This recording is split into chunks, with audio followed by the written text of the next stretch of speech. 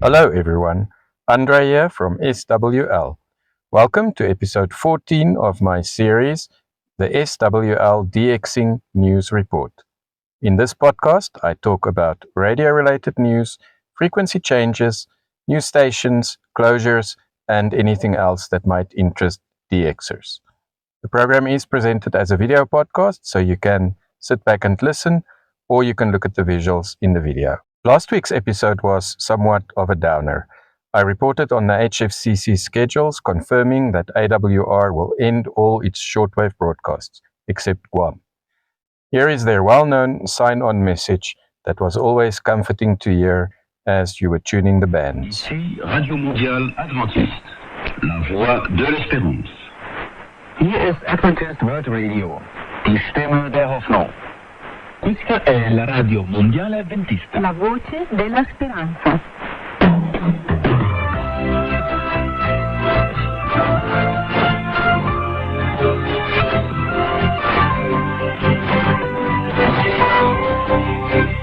This is Adventist World Radio, the voice of hope. I guess this will still be heard on the Guam transmissions, just much less frequently. The new HFCC schedules kicked in on the 27th of October, the day that I am recording this podcast, and all AWR transmissions from relay sites around the world, except its own relay station in Guam, ended on the 26th of October. Fortunately, today's episode has more positive news. There are some interesting broadcasts that you can look out for. I have very exciting news about a raffle on my channel, sponsored by XHDATA, where you can win one of 3 XHDATA radios. Also, news about China confirming the importance of medium wave, lots of frequencies to monitor, some interesting radio-related events, and I end with the usual HF propagation forecast. But first, something about the new B24 schedules. Most of the shortwave listing sites, like shortwave.info and shortwavedb.org, usually take a week or so to update their schedules, which can be quite frustrating when you are trying to identify stations. However, I have uploaded the B24 schedules for you, so you can use that to identify stations. There is a link in the description of this video to a folder with these very latest updated schedules. Unfortunately, they are in the raw HFCC format, so they are not terribly user-friendly, but they are still helpful when you want to ID signals. You will see there is a document called B24 All. This one contains all frequencies listed in frequency order. So first you can find your frequency there, then look for the column that says BRC. That contains a code for the broadcaster. There is a separate document in the folder, and that one is called Broadcast. You can find the names of the broadcasters there based on the code under the BRC column. For the time being, this will be the most reliable way to find out what you are hearing on shortwave, until the listing sites have updated their schedules. I checked the 2 most important ones today, and they have not been updated yet. That is on the 27th of October. Let's look at some radio-related news from around the world. The 25th of October, this past Friday, was the deadline for feedback on a draft mandatory national standard that would mandate car radios in China in all vehicles. The Chinese news website Yichai Global reported that the Chinese Ministry of Industry and Information Technology issued a draft document requiring all vehicles to be equipped with wireless radio. This is to ensure that drivers can receive real-time news about natural disasters. The ministry invited comments, and the comments closed on the 25th, as I said. The website says that traditional wireless radio receivers have been left out of some new car models in China, with the shift to electric vehicles and smart cars that now have advanced communication systems that rely on the internet. But radio remains one of the most reliable means of communication during emergencies, particularly natural disasters, when internet-based communication can fail. The Chinese government believes that radio has a unique advantage in getting alerts to drivers on natural disasters, including earthquakes and landslides, and other general safety information. This is because FM radio broadcast towers can cover up to 100 kilometers, while medium wave radio stations can cover distances in excess of 1,000 kilometers, making it unlikely for drivers to find themselves in a blind spot anywhere in China. It's really good to hear that China, a country that is home to more than 17% of the world's population, recognizes the importance of radio. The Chinese regulations follow similar plans in the United States, where the House Energy and Commerce Committee in the US Congress voted on September the 18th this year in favor of a bill that would make AM, that is medium wave, radios, compulsory in all vehicles in the US. The US bill still needs to be approved by the full House. The use of 3 AI presenters on a radio station in Poland sparked a strong backlash from listeners. Euronews reports that 3 AI voices appeared on the 22nd of October on a public radio station, OFF Radio Krakow. The AI presenters are called Emmy, Kuba, and Alex, and they appeared just weeks after the station retrenched journalists. There was an immediate backlash, led by former presenters on the station. Mateusz Dębski, a journalist and film critic who until recently hosted a show on the station, published an open letter to protest what he calls the replacement of employees with artificial intelligence. He said it is a dangerous precedent and that it could open the way to a world in which experienced employees and journalists are being replaced by machines. More than 15,000 people signed a petition against the AI presenters by Wednesday, October the 23rd, this past week. There were 2 accidents involving radio towers over the past 2 weeks. CNN reports that lighting on a Houston radio tower reportedly failed just days before it was hit by a helicopter on Sunday, the 20th of October, that is a week ago, killing 4 people in an explosion. The tower was also toppled by the crash. The helicopter operated as an air flight tour and it was flying at an altitude of 600 feet, that is 180 meters, when it crashed into the tower, that is 1,000 feet, that is 300 meters high. Towers and guy wires pose a unique hazard to helicopters, which typically fly at low altitude, and that is why these towers should have lights on them. Videos of the crash show that there was one flashing light at the very top of the tower, but the rest of the tower does not appear to be illuminated. The crash killed all 4 people, including a child and the pilot, on board the privately owned Robinson R-44 helicopter, according to Houston police. A similar incident happened on the 15th of October when a hot air balloon hit a radio tower, also in the US. Fox News reports that a hot air balloon in Albuquerque, New Mexico, crashed to the ground after it struck a radio tower during a popular festival. The balloon was carrying 3 people during its descent. The incident occurred at the 52nd Annual Albuquerque International Balloon Fiesta. The tower transmits signals to the local radio station KKOB AM. Police said that no one was injured during this incident. I have quite a bit of frequency news today. Radio Exterior de España's Africa beam returned on the 24th of October. It is on 15390 kHz and has been silent since the end of August this year. There was no explanation for the silence. However, I was confident that it would return, as Spain has said repeatedly that it is committed to maintaining and in fact improving its shortwave transmissions around the world. I heard REE on 15390 kHz for the first time again on the 23rd of October at 1800 UTC, here at my location in Johannesburg, South Africa. Sobre Ábalos, las novedades sobre el caso de la pareja de la Comunidad de Madrid, la presunta corrupción, las explicaciones a veces excesivas que dan los partidos. It has been on air every day since then, so the signal is back for good. I reported in an earlier episode of this podcast that Spain is in the process of upgrading its shortwave transmitters at Noblejas outside Madrid. I think the absence of 15390 was probably related to the upgrades. This frequency will remain the same when the B24 schedules kick in, which is today, so it's still the same frequency. Transmissions are from 1900 to 2300 UTC. The frequency is 15390 kHz. REE can also be heard on 15500 kHz, targeting the Middle East.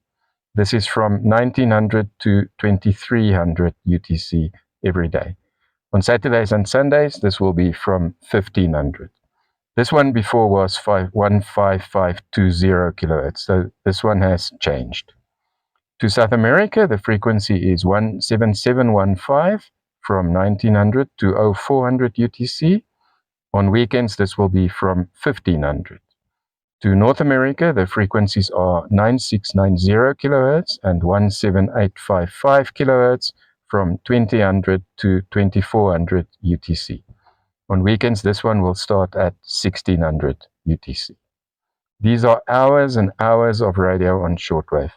Radio Exterior de España really does take shortwave seriously. A few months ago, I spoke to a presenter from the Voice of Fano, a clandestine radio station that targets the Amhara people in Ethiopia. The presenter, whose name I withhold for his own safety, contacted me recently to say that the Ethiopian government is now jamming the transmissions. Voice of Fano can be heard on Wednesdays and Saturdays from 1700 to 1815 UTC on 15215 kHz. It transmits from Isudun. This is an interesting signal to monitor, also to see if you can hear the Ethiopian jammer. And I believe because of the jamming, the frequency might change slightly now. Free Radio Service Holland, a non-political and non-religious free radio station operating on shortwave that I have never heard of before, says it will broadcast again on Sunday the 3rd of November to celebrate its 44 years of shortwave broadcasting. You can hear them on Sunday the 3rd of November from 0852 UTC to 1345 UTC on the following frequencies: 5940, 7700 and 9300 kHz. The station says on its website that it broadcasts only 4 to 5 times a year, but then for more than 5 hours at a time. Broadcasts usually take place late October and on the final December Sunday of the year, as well as somewhere between February and April. So the late October one this year is early November, but that's more or less the same time. This one is still 2 months away, but it is one to diarize. The annual NDR Grüß and Bord shortwave broadcast will happen again this year. What is Grüß and Bord? It is a special once-a-year Christmas transmission on shortwave by the German broadcaster NDR, that is Norddeutscher Rundfunk or North German Radio, to mariners on ships around the world. The transmission goes out from various transmitters on various frequencies on Christmas Eve with special messages to the mariners. Grüß an Bord means greetings on board. It is worth diarizing this one. It is one of those very special annual shortwave broadcasts, just like the BBC's once-a-year transmission to Antarctica in June. Of course, I will remind everyone about this one when we get closer to the time, but it is very good to see that this very special transmission will happen again this year. Media Broadcast GmbH, a German radio transmitter company, listed the times and frequencies for Grüß an Bord, and here they are. Transmissions will be on the 24th of December from 1800 to 2100 UTC. The frequencies and transmitters that will be used this year are 15770 kHz to Western Europe, the North and Mid-Atlantic and the Caribbean from WRMI in Okeechobee. 6030 kHz also to Western Europe, North and Mid-Atlantic and the Caribbean, this one from Isudun. 13830 kHz to Brazil, Central, West and Southern Africa and the South Atlantic from Nawan. 11650 kHz to East and Southern Africa, the Southern Indian Ocean, this one from Isudun. 9635 kHz to East Africa, Madagascar and adjacent seas, the Northern Indian Ocean, the Southern Indian Ocean, this one from Moosbrunn. 6080 kHz to Western Europe, Central Europe and Eastern Europe, this one from Tashkent. I have added a link in the description of this video where you can hear some of the previous year's broadcasts. This is something very special. Music for Joy, an intriguing station that appeared on shortwave last year is still on air, but now only in DRM mode. The B24 schedules list the following frequencies: 13650 kHz from 1300 to 1400 from Nauen. All of these are from Nauen. 13730 kHz from 1800 to 1900 UTC. 7225 kHz from 1830 to 1930 UTC, and 981 kHz from 2000 to 2100 UTC. Up to this day, it is not known who owns this signal, and the transmissions are always just electronic music, played in a loop. For me, it remains one of the biggest intrigues on shortwave. I heard this station for the first time in April 2023, and many times after that. But in July 2023, they switched to DRM. I am so intrigued by this station that I have actually just ordered an SDR dongle so that I can listen to music for Joy again via the Starwaves DRM soft radio app. 2 new shortwave listings websites appeared recently with some interesting functionality. The links to these sites are in the description of my video. Thank you to Alain in Paris who informed me about these sites. These sites contain the HFCC schedules and the EIBI schedules and are searchable by language, by location, and by frequency.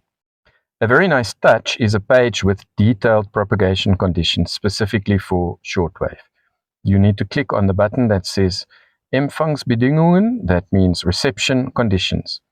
There is information there with very detailed propagation conditions per band.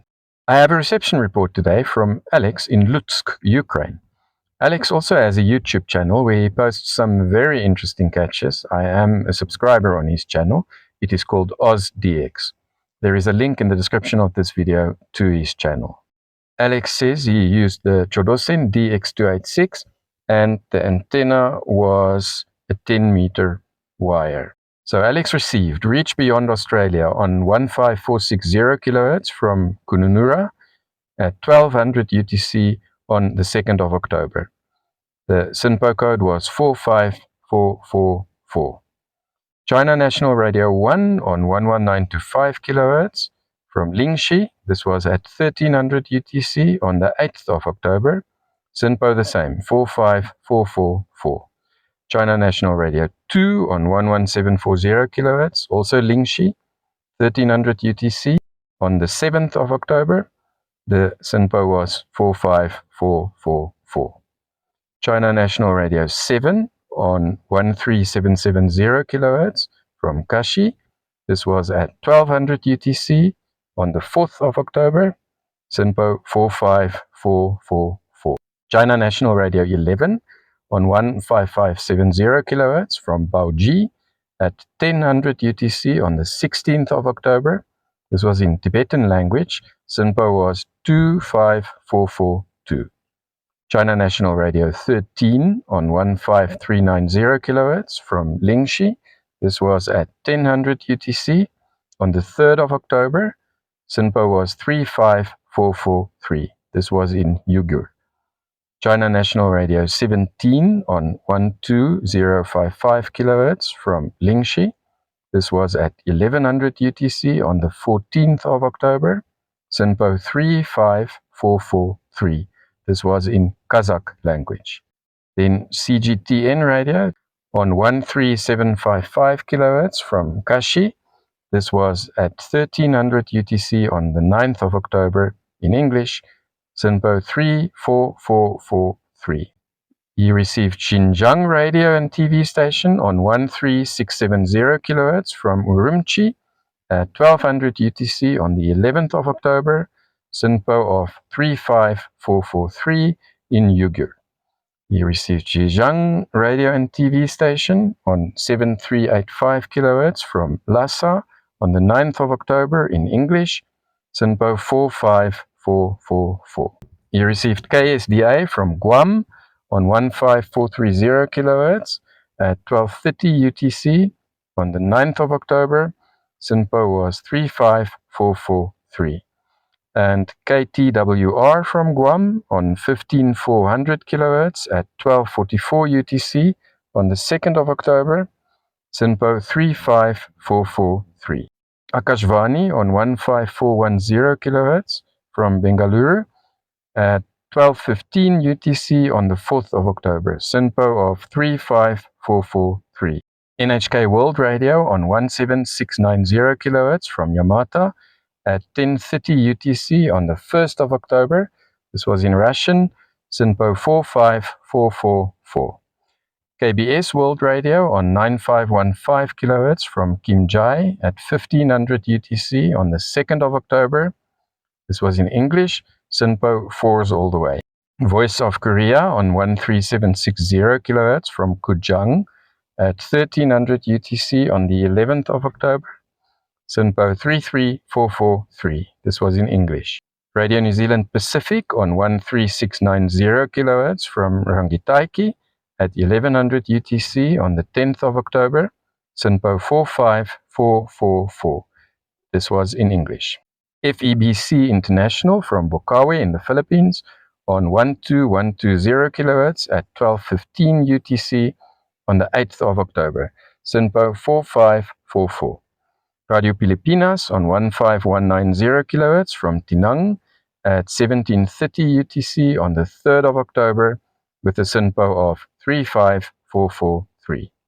Radio Thailand on 7475 kHz from Udon Thani at 18:30 UTC on the 5th of October, SINPO 45444.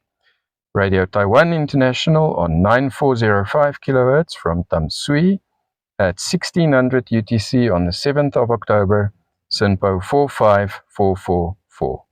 And Voice of Vietnam on 11885 kHz from Hanoi at 16:30 UTC on the 9th of October in Russian with a SINPO of 4 all the way, 44444. Now for some very special news. I am going to host a raffle where you can win one of 3 XHDATA radios. XHDATA has very kindly offered me 3 radios to give away in a raffle to subscribers on my channel. The winners will be selected in a live stream, my first live stream, on the 1st of December. So that means the winners should hopefully receive their radios before Christmas. A really nice Christmas gift. I just want to emphasize here that I am not being paid in any way for this competition. XHDATA simply offered me these radios because they appreciate the reviews I have been doing about their radios and the interest that viewers on my channel have shown in their radios. I own almost all XHDATA radios and I bought all of them, except 2 with my own money and reviewed them on my channel. I really do like XHDATA radios. It is a company that still invests in new radios, which is great for us radio lovers. So watch my channel over the next few days for full details on how to participate in this draw. To end, a brief propagation outlook. This weekend is quite unsettled, but the rest of the week, solar activity should be quite moderate. There will be some strong geomagnetic activity in the ionosphere from the 27th, that is today, the day I'm recording, to the 29th of October due to a coronal mass ejection event on the Sun on the 24th of October, and also due to increased solar wind.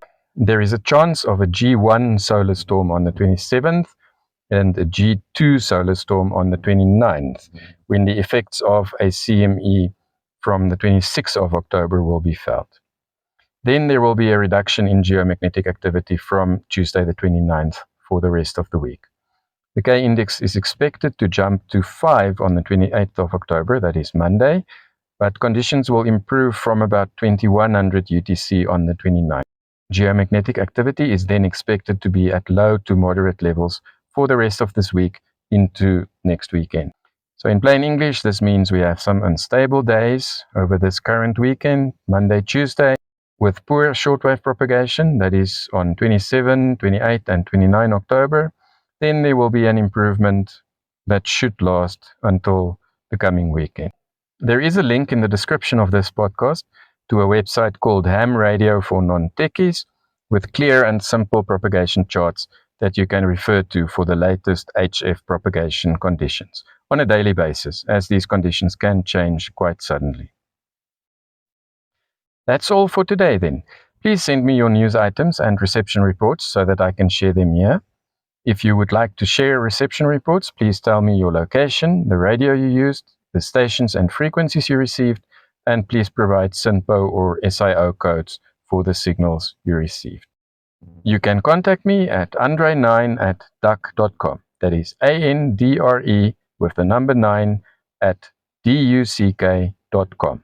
You can send me your reception reports or any other news that you have to that email address. Happy listening, everyone.